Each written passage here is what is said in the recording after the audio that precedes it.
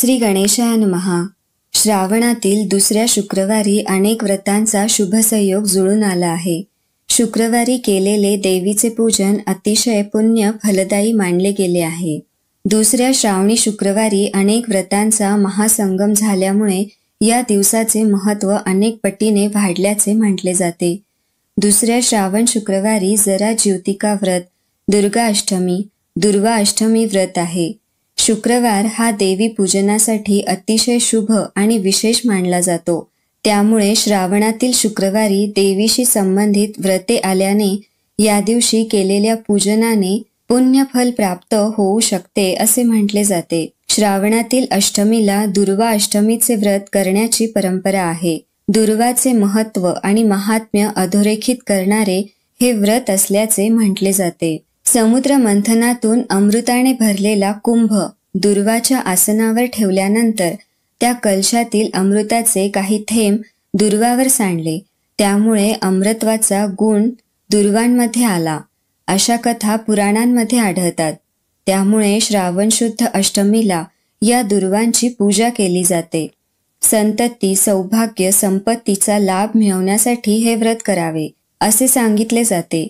दुर्वांची पूजा करताना कोणाचाही पाय न पडलेल्या शुद्ध आणि स्वच्छ दुर्वास घ्याव्यात असे आग्रहाने सांगितले जाते.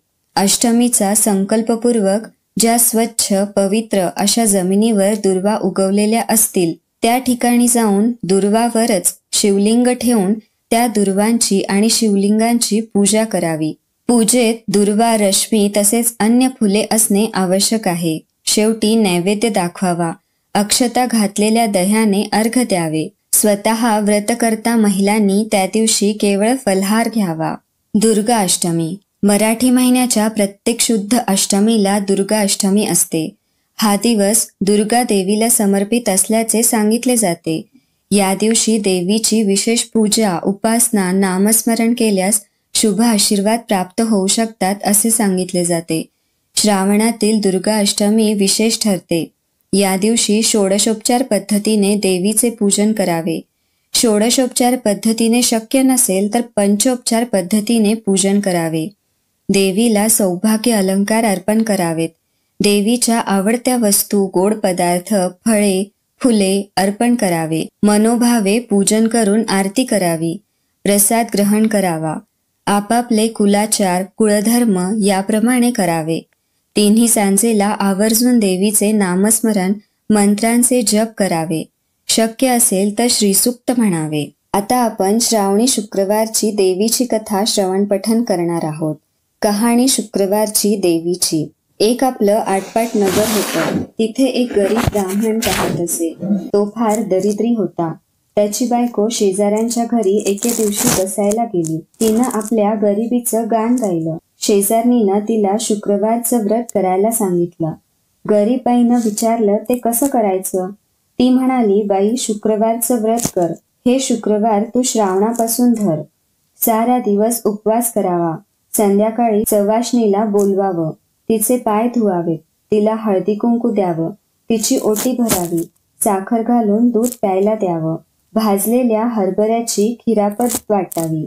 त्यानंतर आपण जेवावं. याप्रमाणे वर्षभर करून त्याचं उद्यापन करावं. ती गरीब बाई घरी आली. देवीची प्रार्थना केली. शुक्रवारचं व्रत करू लागली. त्याच गावात तिचा भाऊ राहत होता. तो एके दिवशी सहस्त्र भोजन घालू लागला. साऱ्या गावाला आमंत्रण केलं. बहिणीला काही बोलावलं नाही. का तर ती गरीब.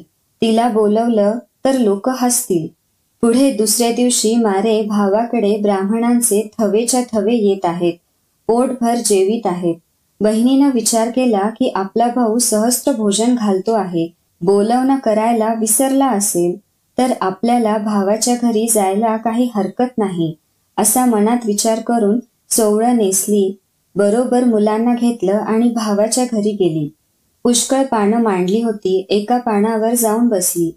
शेजारच्या पानावर मुलांना बसवलं. सर्व पाने भरली.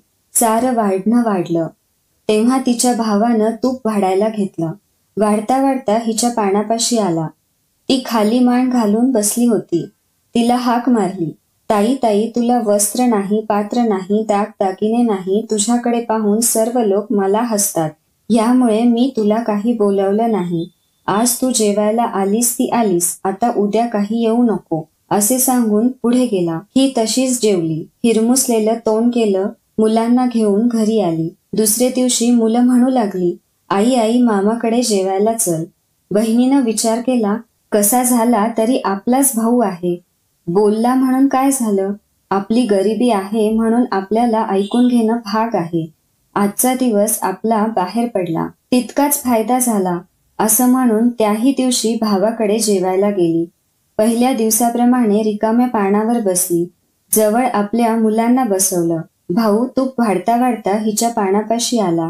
ही खाली मान घालून बसली होती. भावानं तिला हाक मारली, ताई ताई तू भिकारडी तर भिकारडी आणि सांगितलेलं ऐकत नाहीस. जेवायला येऊ नको म्हणून काल सांगितलं. आज आपली निलाजऱ्यासारखी पोरांचं लेंढारं घेऊन आलीस. आज आलीस तर आलीस, उद्या आलीस तर हात धरून घालवून देईन. तिनं ते मुकाट्यानं ऐकून घेतलं. तसं थोडंसं जेवली आणि उठून चालती झाली. पुन्हा तिसरे दिवशी जेवायला गेली. भावानं पाहिलं, हात धरून घालवून दिलं. फार दुःखी झाली. देवीची प्रार्थना केली. सारा दिवस उपवास पडला. देवीला तिची दया आली. दिवसानुदिवस सुखाचे दिवस दाखवू लागली. असं करता करता वर्ष झालं. बाईचं दारिद्र्य गेलं. पुढे एके दिवशी ती शुक्रवारचं उद्यापन करू लागली. भावाला जेवायला बोलवलं.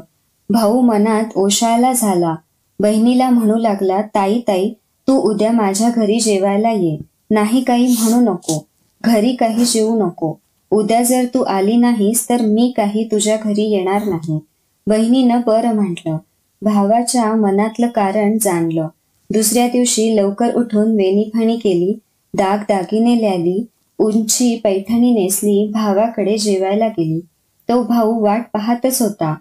ताई आली तसा तिचा हात धरला, पाटावर बसवली, पाय धुवायला ऊन पाणी दिलं, पाय पुसायला फडकं दिलं.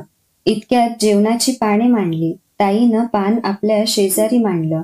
भाऊ जेवायला बसला. ताईनं आपली शालजोडी काढून बसल्या पाठी ठेवली. भाऊ पाहू लागला. मनात कल्पना केली, शालजोड्याने उकडत असेल म्हणून काढली असेल.